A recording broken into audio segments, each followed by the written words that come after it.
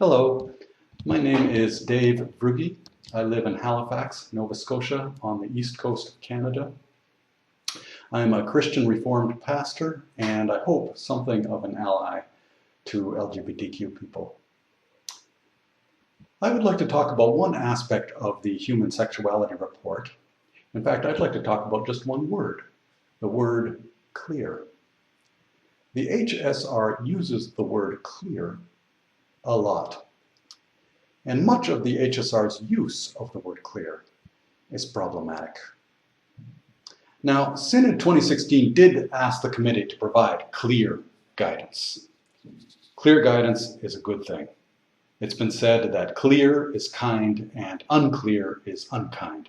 And that's true about synodical reports too. But here's why I think the HSR's use of the word clear is a problem. For one thing, it's not true that what it says is clear. The report says on page 17 and 60 and 84 that it's quite clear that God created human beings with binary sexuality. Page 78 says that Jesus' overall argument, really the HSR's interpretation of Jesus' argument in Matthew 19, is clear. On page 108, the HSR says that Paul's argument is clear in Romans 1. Sexual acts between females and sexual acts between males are unnatural and wrong because those such acts are against their created nature. The HSR names some things as clear which are in fact at least up for debate, for discussion, better word, if not wrong. What also shows the HSR as not clear, that it's not true that the report is clear, is not just instances of the word clear, but that there are so many questions in response to the report. There are oodles of questions being raised in all kinds of overtures and communications and conversations. Why would we be having this discussion if it weren't clear? Here are some example questions. Why, as it's stated on page 4 of the report, did the committee listen to only 4 LGBTQ people? Why did the report not list any positive examples of married same-sex couples? Why, when the report in pages 80 and 81, when it dismisses dualistic mind-body dualism, does it then adopt that dualism in order to make its own point? Why does the HSR misunderstand what status confessionis means? See Matt Lundberg's paper on the Calvin University Library's website. Why, on page 93, note 160, and page 69, sorry, backwards order, note 96, are they leaning on articles that have since been retracted, or they misquote the articles?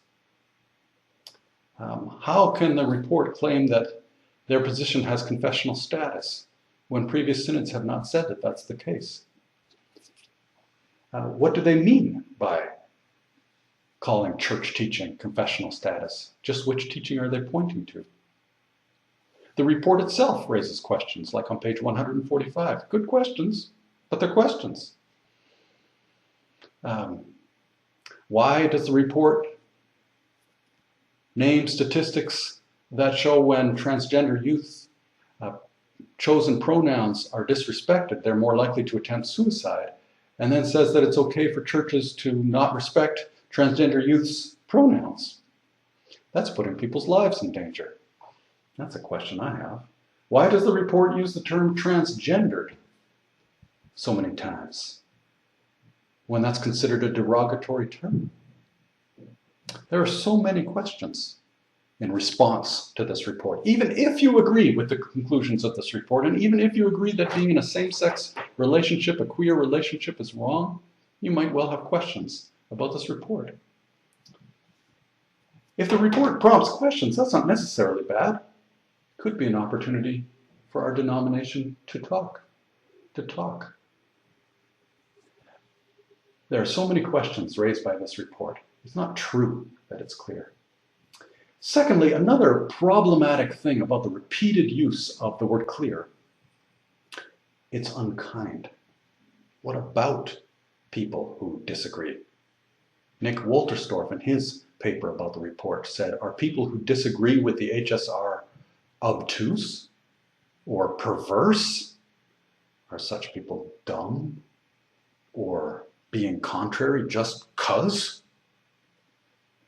To put this second point another way, it's not pastoral. For a document that emphasizes the importance of being pastoral, it's not pastoral to use the word clear a lot. It's important in pastoring to avoid the use of words like clearly and obviously. As an Indigenous friend of mine said, such words create a circle of knowing, and you're either in or outside that circle. I'm in the middle of a conversation with a CRC pastor on the topic of this report. We don't agree.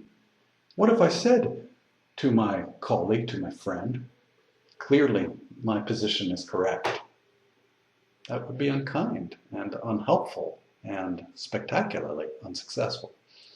What if I said to my Baptist friends, clearly infant baptism is correct? That would be a harmful way to proceed. It would harm the relationship. What if I did this about this topic in my congregation? Okay, so I support same-sex relationships. What if I said to my congregation that the rightness of my position is clear? Well, that would be foolish. I would be putting people down. Using clearly language immediately sets up a disagreement as antagonistic. There are other ways to handle disagreements. The one group that the church should always be listening to is any group that is experiencing hurt, that is experiencing prejudice. Men have had to learn and are learning to listen to women. White people have had to learn and are continuing to learn to listen to Indigenous people and people of color. The straight people, who statistically have to make up the majority of the CRC, should be listening to queer people.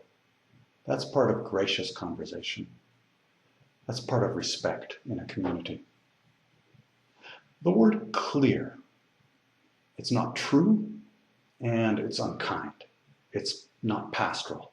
Clear is kind and unclear is unkind, but claims of clarity when things are not clear is very unkind, a friend of mine said.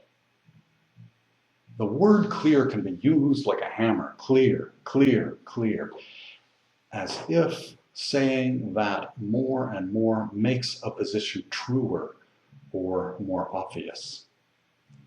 It does the opposite. It's a mistaken strategy and it's a mistaken claim that hurts people and the CRC. Thank you.